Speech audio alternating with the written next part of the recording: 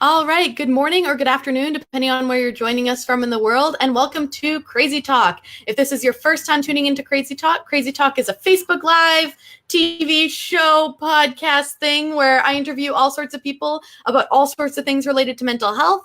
And I'm your host, Lee Thomas. If this is not your first time watching Crazy Talk, thank you so much for coming back. I'm glad we haven't scared you off. I'm really excited for this week's episode of Crazy Talk because I'm interviewing the incredible Emma McPhee. So Emma is a student journalist and a grad student, and someone I actually know personally through the Brunswickian, which is pretty cool. And you are also face of the My Definition campaign, so we've got like all these connections. So Emma, thank you so much for being on the show. Really glad to have you here. Thank you so much for having me. Yeah. So one of the things I kind of wanted to start off with to kick off this conversation is a bit of a why question. And people who watch Crazy Talk before have definitely heard my why questions. And I have followed you on Twitter for a long time, as many people do. And you've started talking a lot more about mental health on Twitter and just kind of stepping a bit more into the mental health advocacy role. So lots of people live with mental health issues and don't do advocacy. So why have you chosen to start doing it? Well, I guess I got into being more open about my mental illness in 2013. And that was actually thanks to you. You wrote a column in the Brunswickian about a different kind of coming out about mental illness. And that really inspired me to start being more open about my own experience with mental illness. So I feel like today it's like coming around full circle on your show. So I would write blog posts or write in the student newspaper, the Brunswickian, a little bit about my experience. But I kind of become more into advocacy on Twitter and Facebook a little bit recently because I had a run-in with some not very nice trolls who were trying to discredit some of my arguments or criticisms I was making about the media by saying I was mentally ill because, of course, I had record of that online.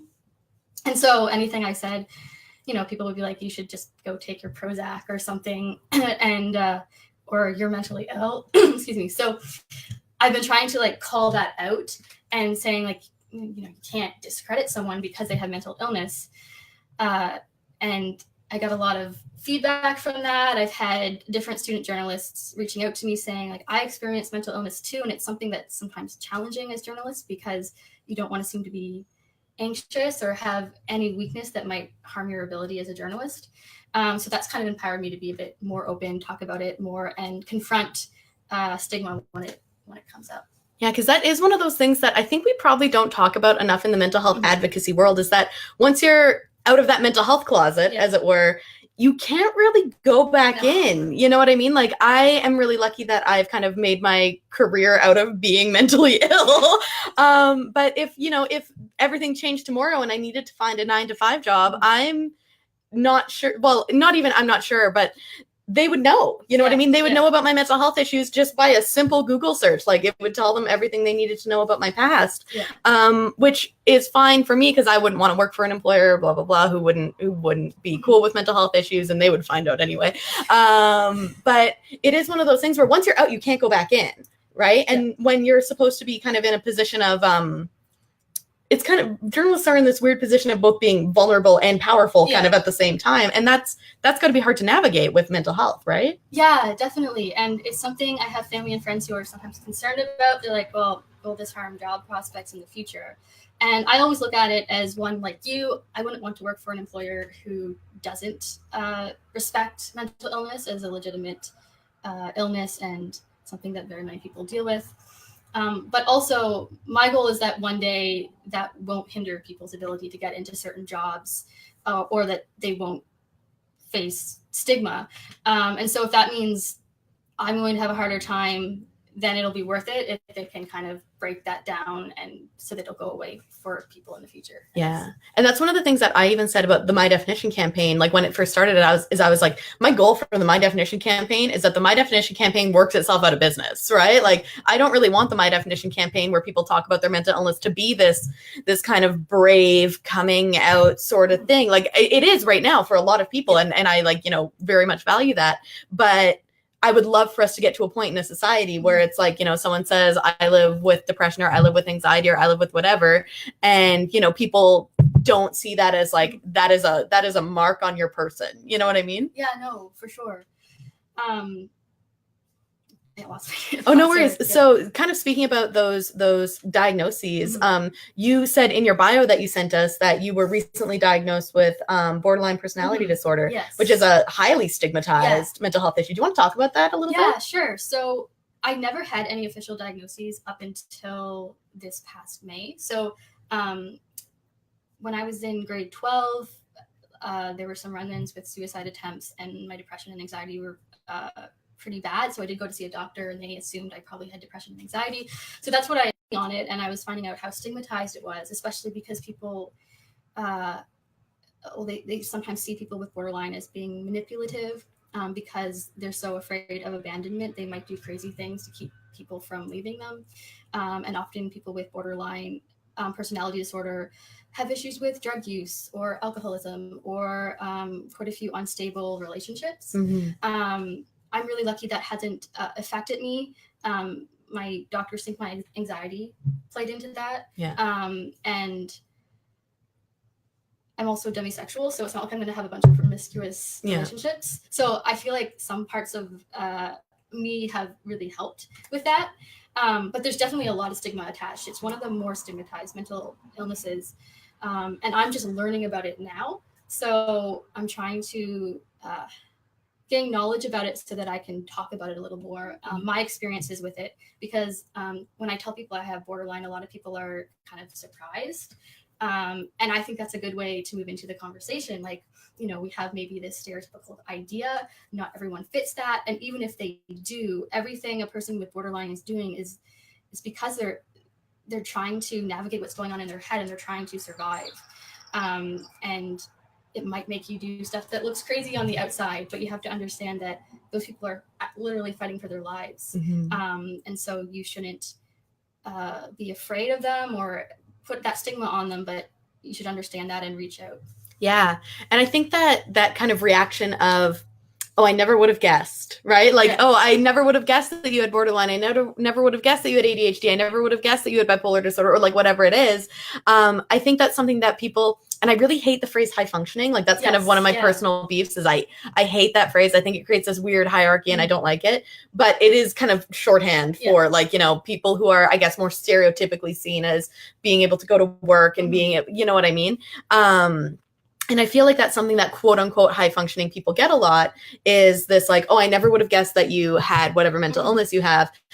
And usually the unspoken second half of that is like, because you seem so normal, right? And especially with ADHD, that's something, because I was diagnosed with ADHD when I was in university as well.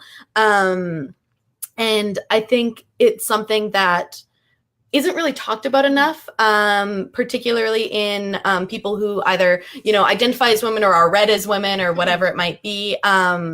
Because a lot of the times we think of ADHD, we think of like, small third grade boy can't sit still, right? Like, and we don't get the image of, someone who is maybe easily frustrated or someone who takes criticism really badly or someone who, gets kind of, what's the word I'm looking for? Like kind of lost in their own mind, which I guess that's a good example of that. So how did you react, I guess, to that ADHD label? Was that something you met with resistance? Well, it's funny because I had a few friends who'd been diagnosed with ADHD recently, who identify as female. And hearing their experience, I started kind of thinking like, that's similar to mine. But I didn't want to read too much into that. I didn't want to self-diagnose. So when I did go in to see a psychiatrist, I certainly wasn't saying like, I think I'm ADHD. Like I wanted it to make sure I wasn't forcing that diagnosis upon myself by the way I answered questions. But I think I did feel a lot of relief when I did get that diagnosis because I've always done well in school, but I've had a very hard time with concentrating, with just being able to sit down and get my work done. And especially through my undergrad, I knew it was taking me longer to do a lot of my homework or writing papers than other people. And I always had this fear that if people found out that it took me that long, they wouldn't think I deserved my grades or that I wasn't as smart as maybe I looked on paper, if that makes sense. And so I was always like beating myself down as being slow and stupid. And having ADHD is kind of, finding out I have ADHD is kind of a way to fight back that in my mind, saying like, well, there is a reason for this and there are ways you can work around that. Yeah. So, and learning those coping skills Yeah. and that sort of thing. And I remember when I got diagnosed with ADHD, the very first words out of my mouth, well, I wasn't even diagnosed with ADHD. My doctor, who I had been going to see back when I thought I had depression before bipolar disorder, all that sort of stuff, she was like, have you ever thought that you might have ADHD? And the very first thing out of my mouth was, I get really good grades in school. Like, it was the first thing I said, because I thought those two things were mutually exclusive. There's a book that, I'm going to be honest, I haven't read. It's in my bookshelf and I haven't read it. But I love the title. I think it's a little outdated, but I love the title, which is why I bought it. It was about adult ADHD, and the title of the book was "You Mean I'm Not Lazy, Crazy, or Stupid." Oh, that's an awesome Yeah, and I thought that, like, just the title really resonated with me, and so I picked it up, and it, like many books, went in my bookshelf and has not been read yet. Has not been read yet. So kind of switching gears a little bit. I did want to talk about your blog, because I do, a little bit of research before someone comes on the show, or I try to. And you've written very openly and very candidly about your experiences with suicide attempts. And so we talked a bit about the kind of the invalidating reaction that some trolls on the internet have had, but in terms of, other people in your life, what has the reaction been to people you're writing about that?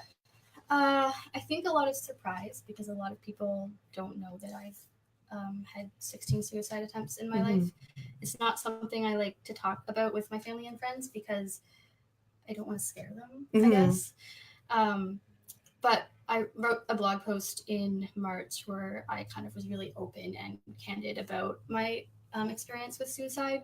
And for me, that was sort of like therapy for me, as well as I have this thing where, like, I want to talk about it, but if I'm going to talk about it to one person directly, then I can see their reaction. So being able to put it out on a blog and have a bunch of faceless people read it and know about it is somehow easier for me to deal with.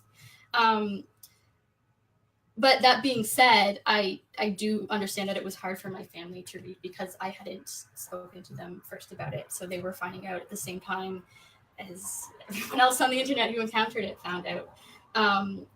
And I can only guess their perspective, but like my parents seeing that their daughter had that, and my siblings as well, or just friends, there was a lot of shock. And there was a lot of people who were reaching out to me, private messages, and they were sharing their own experiences with maybe depression, and they never really been open about it before. So that's also partially why I do it, because I mean, you inspired me to be more open about it, and seeing you being open about it made me feel like I could be. And I think just seeing people out there, kind of, even if you don't want to talk about it yourself publicly, gives you a feeling of solidarity with someone, and maybe you can reach out privately to talk to them about it. So I guess that was rewarding for me. But there was a bit of challenges with my immediate family, because they hadn't known that story, and I hadn't told them about it firsthand. And like, looking back, I can understand why. Yeah.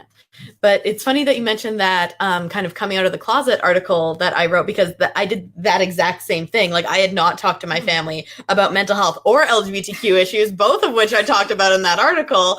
And I just kind of published the article to, I think back then the Brunswick had a circulation of like 6,000 or 8,000 people.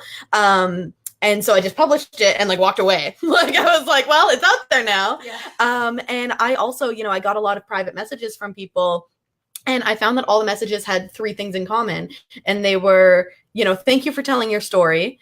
I have a story too. And then they would tell it. And then kind of the third thing they would say would be like, please, please, please don't tell anyone. And that was really where the My Definition campaign came from, is I was like, it's super messed up that people, like, so many people have these stories, and so many people want to tell them, because they wouldn't message me, a basic stranger, if like they didn't want to tell these stories, but they didn't have necessarily the tools that maybe they needed to tell that story.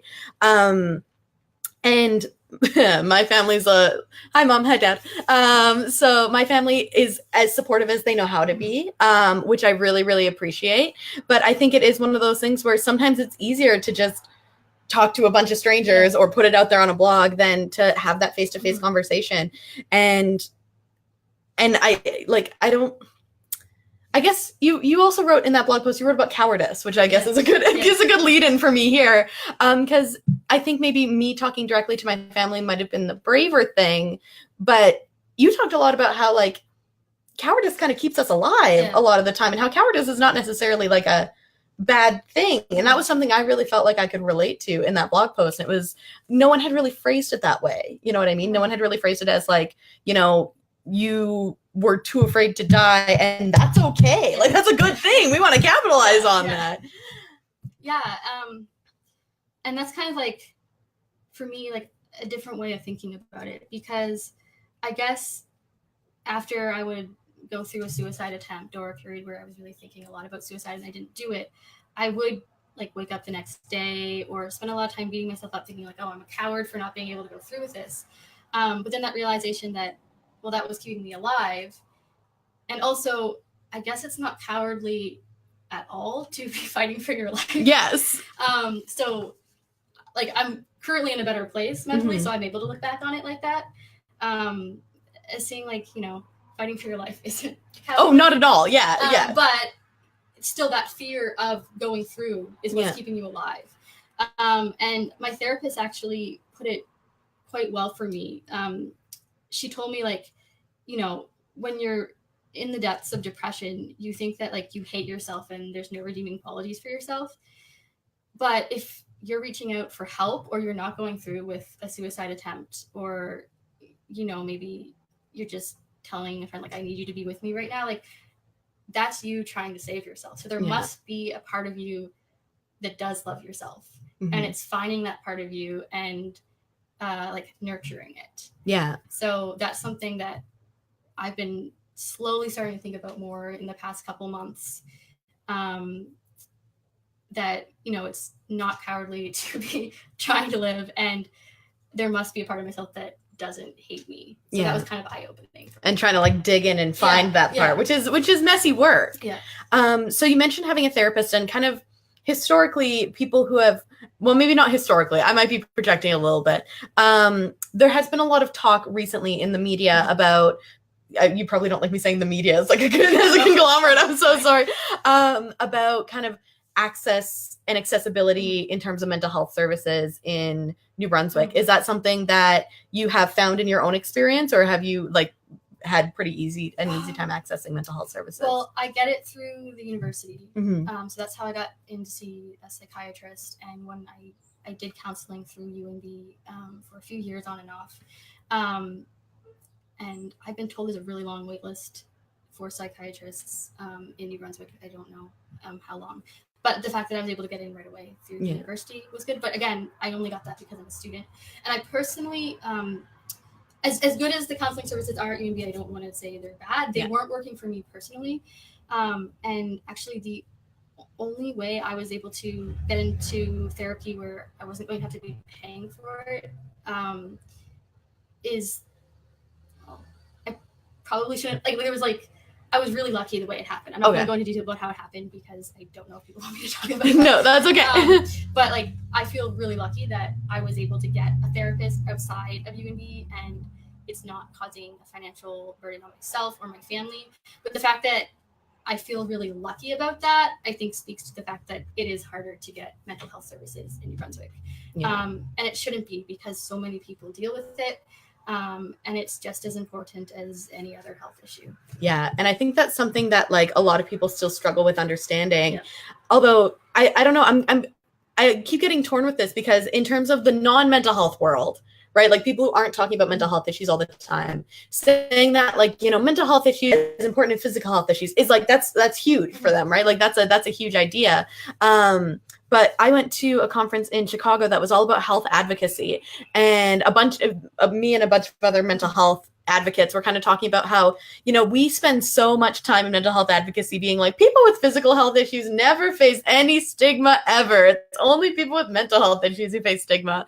And then we were like, you know, listening to the experiences of other people who were there who advocate for physical health issues. And we were like, everyone faces stigma. Like the stigma that we face is different, but like this feeling of kind of, feeling invalidated in our experiences and feeling like we're not being listened to by medical professionals or whatever, like not universal, I wouldn't say that, because but it's a very common experience regardless of the health condition. And I find that I often get myself kind of trapped in this bubble a little bit, where I am having such like different conversations about mental health than people on the ground floor are. You know what I mean? Right. And how do you, I guess, in terms of your advocacy, how do you balance, your experiences and your vast knowledge about all sorts of things like related to many topics? Like, how do you balance kind of your vast knowledge with like the 101 conversations that are important for some people? Or is that something that you do balance? I guess like having conversations with people, whether it's, you talked about like family or friends or that sort of thing, maybe people who aren't used to talking about mental health versus having conversations like this one where we are, I would consider us relatively well versed in mental health issues. You know what I mean? Yeah. I think recently in the past few months, I mean, I have a very supportive family, but it's not something I've been very open about talking about. But my mom has become slowly a lot more well versed in mental health issues. And she's been starting to ask me a lot of questions about my experience that I've been able to answer her about. And I know she's been going out and telling her friends if she's encountering stigma. So being able to educate her. I mean, it's obviously challenging because there's some parts about my struggles that I do find hard talking to my family about because I don't want them to worry. There's always this part of me that I guess wants to like protect them from sort of what's been going on. I don't want them to worry. I don't want them. I guess I just think like I don't want them to always be thinking about it. Yeah. So it is challenging for me to talk about, but it's also encouraging to see family members like asking me those questions, and it's making me realize like I think I can be a bit more open. Especially when my mom told me that she's been educating others. I've kind of been noticing like, yeah, it is important for me to be doing this, even if it does make me more uncomfortable than talking to literal strangers sometimes. So I think for the most part, I've been talking more to strangers on the internet, but I'm slowly trying to move more into family and friends because they have more of that emotional connection to me. I think it might impact them more and might inspire them more to talk about mental health themselves. And it is empowering to see someone who might not be dealing with it themselves who's willing to be open and an ally in that way. So. Yeah. And that's huge. Like having those conversations is so important, even though it is like it's scary as anything, right? Like especially when it's someone that you really care about kind of what they think of you and how they care about you and that sort of thing. And you're like, oh, is this going to change the way you look at me? Exactly. And like all that sort of stuff. But you talked a little bit about talking to strangers on the internet. And I'm shockingly a big advocate for online advocacy. Like I think the internet has really kind of blown open a lot of stigmas, which is really great. But as you also know, like with the trolls, there's like a big downside to that too. So I probably spend an unhealthy amount of time on Twitter. Yes. Like just being realistic, like I spend an inordinate amount of time on Twitter and, and then also on Facebook and Instagram and all these other things.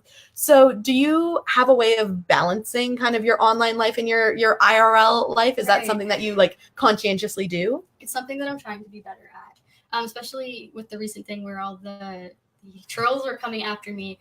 At first, I was dealing with it okay.